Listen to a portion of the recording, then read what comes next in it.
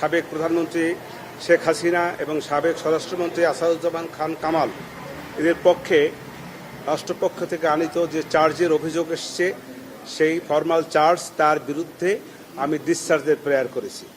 আমি ডিসচার্জে তাদেরকে অব্যাহতির প্রার্থনা করেছি।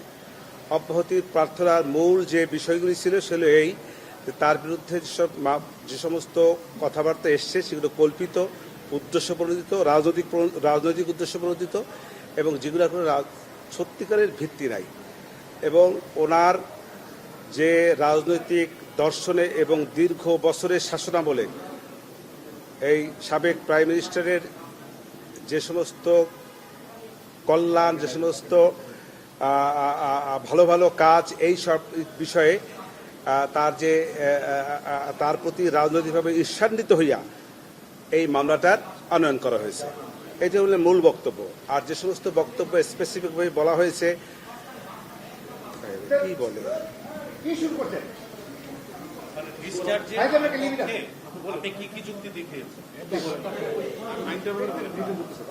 আমার যুক্তিটা হলো এই যে প্রথম কথা হলো যে সে রাজাকারের নাতিপুতির যে বক্তব্যটা এসছে, সাবেক প্রধানমন্ত্রী রাজাকারের নাতিপুতি, এইভাবে উনি বলতে চান না এবং বলেনও নাই। আর রাজাকারকে ধ্বংস করে দেওয়া, তাদেরকে হত্যা করা, এরকম একটা প্রশ্ন আসছে এই মামলার মধ্যে। সেক্ষেত্রে আমি বলেছি যে উনি দীর্ঘ বছর শাসনামলে ছিলেন। উনি যদি চাইতেন রাজাকারকে হত্যা করে ফেলবেন তাহলে ইতিপূর্বেই পারতেন। উনি ইতিপূর্বে যেহেতু রাজাকারদের হত্যা করেন নাই, আজকে আসে কেন বাচ্চা ছেলেদেরকে হত্যা করবেন? এটা হল প্রথম কথা।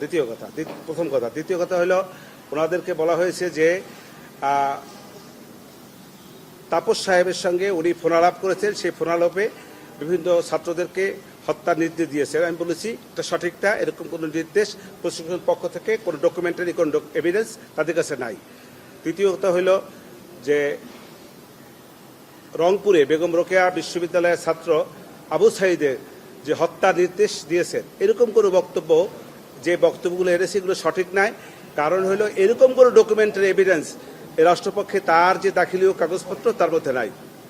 আর 4 এবং 5 নম্বর যে অভিযোগগুলি, সেইগুলি বেলা 5টার, উনি তো বেলা 2টার, ওখানে বলা হয়েছে 14 আগস্ট থেকে 5ই আগস্ট, হ্যাঁ 14 জুলাই থেকে 5ই আগস্ট 2:30 বোধহয় সম্ভবত, পারহ্যাপস একটু ভুল হতে পারে, সেইখানে মধ্যে ঘটনা। অতএব ওই দিন তো সে তো বাংলাদেশেই ছিলেন না। অতএব এই তার বিরুদ্ধে যে অভিযোগগুলি 2, 4 এবং 5 নম্বর এসছে, এটা ওনার বেলায় প্রযোজ্য না। এই আমার বক্তব্য। আমার প্রার্থনা হলো, আমি চাচ্ছি আসামিদেরকে এই মামলার দায় হইতে অব্যাহতি। শুরুতেই বলেছি কথা। শেখ হাসিনা কোনো হত্যা নির্দেশ দেননি, প্রত্যক্ষ পরোক্ষ কোনোভাবেই না। সেটা স্বাক্ষর যখন হবে, তখন কল রেকর্ড যদি আসে, যখন যদি সাক্ষাৎতে দেখা যাবে, তখনকার বিষয়। তখন আমি তার জেরা করব। জেরায় যদি আমি সেই কল রেকর্ডকে মিথ্যা প্রমাণিত করতে পারি, তাহলে এটা আমার পক্ষে যাবে। আর যদি মিথ্যা প্রমাণিত না করতে পারেন, বিপক্ষে যাবে। ঊর্ধ্বতন কর্তৃপক্ষের দায়ের বিষয়ে আমার বক্তব্য হলো এই যে ঊর্ধ্বতন কর্তৃপক্ষ হিসেবে যে কথাগুলি বলেছে সঠিক বলে না। এটা আমার বেলায় প্রযোজ্য না। আমি এরকম কোনো ঊর্ধ্বতন কর্তৃপক্ষ হিসেবে কোনো রকমের নির্দেশ আমি প্রদান করি নাই।